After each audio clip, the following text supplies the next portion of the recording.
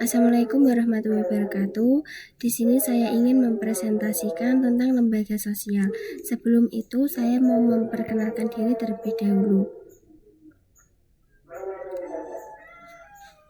Nama saya Intan Ayu Eka Anjani dari kelas 10 DJKT 2, nomor absen 13. Pengertian: lembaga sosial adalah suatu sistem norma, nilai, adat istiadat, dan aturan yang terstruktur dan berlaku dalam suatu masyarakat. Tujuannya adalah untuk mengatur dan memenuhi kebutuhan dasar anggota masyarakat agar tercipta keteraturan dan keharmonisan. Lembaga sosial bukan hanya berupa bangunan atau organisasi, tetapi juga mencakup pola perilaku dan interaksi yang diakui dan diterima oleh masyarakat. Karakteristik: A. Mempunyai simbol. Setiap sosial mempunyai simbol yang menjadi ciri khas dan identitas tertentu bagi anggotanya. Contohnya bendera partai politik. B. Mempunyai tata tertib dan tradisi. Tata tertib dan tradisi di suatu lembaga sosial dapat tertulis ataupun tidak tertulis. Tata tertib ini berfungsi sebagai pedoman bagi anggotanya. Contohnya, pada lembaga keluarga terdapat aturan tentang cara menghormati orang yang lebih tua. Selanjutnya, C. Mempunyai alat kelengkapan. Lembaga sosial biasanya mempunyai perlengkapan dan peralatan untuk menjalankan lembaga tersebut dalam rangka mencapai tujuannya. Contohnya, buku merupakan alat kelengkapan untuk mencapai tujuan pada proses pembelajaran di sekolah.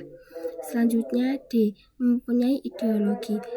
Lembaga sosial mempunyai ideologi yang dianggap ideal bagi para anggota pendukungnya.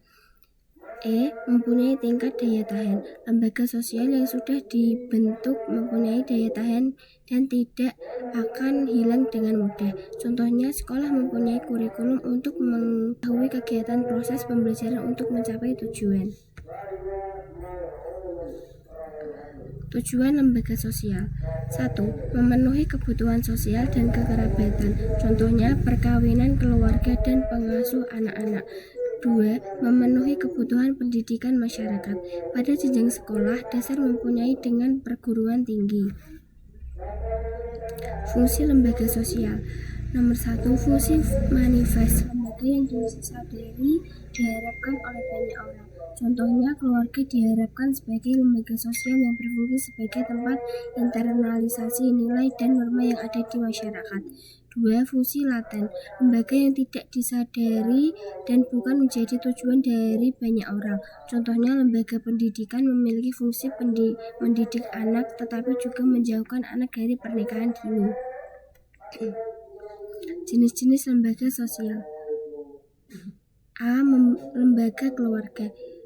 3 macam bentuk keluarga, yaitu keluarga inti yang terdiri atas ayah, ibu, dan anak. Keluarga besar, extended family, yaitu ikatan keluarga satu keturunan yang terdiri atas kakek, nenek, ipar, paman, anak, dan cucu. Serta keluarga polygamous, yaitu keluarga yang terdiri atas beberapa keluarga inti yang dipimpin oleh poligamus, yaitu keluarga yang terdiri atas beberapa keluarga inti yang dipimpin oleh seorang kepala keluarga.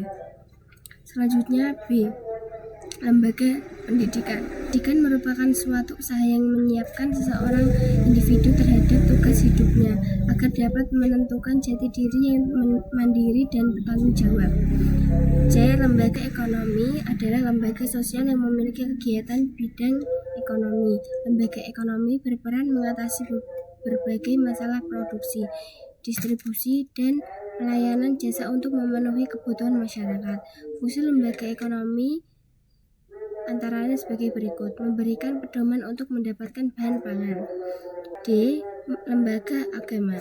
Lembaga agama adalah lembaga yang mengatur kehidupan manusia agar teratur berada pada kaidah-kaidah agama yang dianut. Sebagian besar umat beragama menjadikan agama sebagai pedoman dalam menjalankan kehidupan. Agama politik. Agama politik merupakan perilaku yang terpola dalam politik untuk menentukan pihak yang akan menjabat dan melaksanakan fungsinya. Lembaga politik memiliki fungsi sebagai berikut. 1. Melembagakan norma melalui hukum yang diajukan oleh legislatif. Klarifikasi lembaga sosial.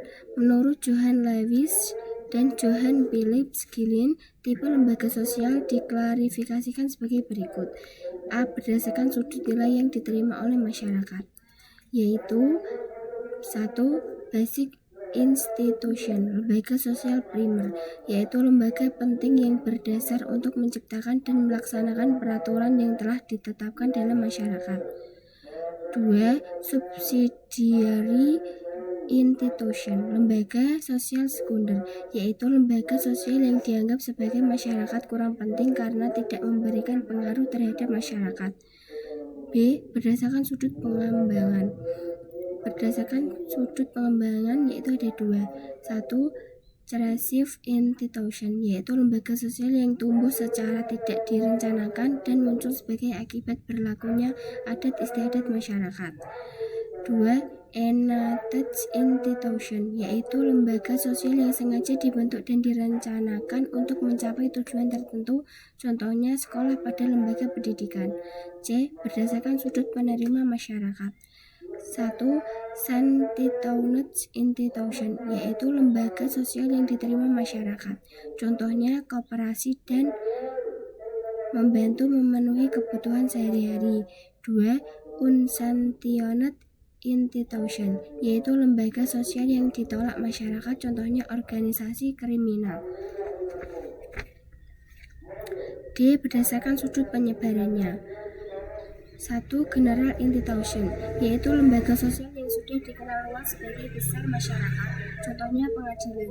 2. Heritage institution, yaitu lembaga sosial yang hanya dikenal dan dianut oleh sebagian kecil masyarakat tertentu, contohnya aliran pada suatu agama.